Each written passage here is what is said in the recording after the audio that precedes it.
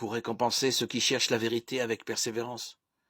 Une étude de chacun des évangiles isolément peut être très enrichissante. Mais une étude comparée des différents récits d'épisodes particuliers du ministère de Jésus l'est encore plus.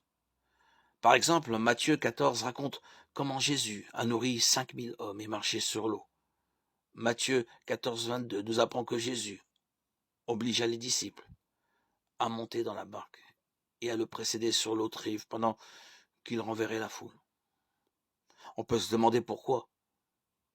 Aucune raison n'est donnée dans le récit de Matthieu, mais en comparant ce passage avec Marc 6, on voit que les disciples revenaient tout juste d'un voyage missionnaire au cours duquel ils avaient chassé des démons et guéri des malades par l'autorité qu'il leur avait donnée en les envoyant deux par deux. Mais ce voyage leur était monté à la tête si bien qu'ils en oubliaient leur place et allaient même jusqu'à donner des leçons à leur maître. Matthieu 14, 15. En les renvoyant en soirée de l'autre côté de la mer de Galilée, Jésus leur révèle deux choses.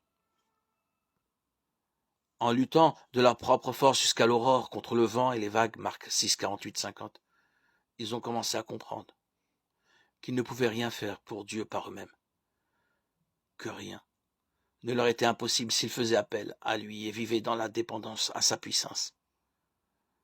L'étudiant attentif de la parole de Dieu qui prend le temps de comparer les textes découvrira de telles perles dans de nombreux passages.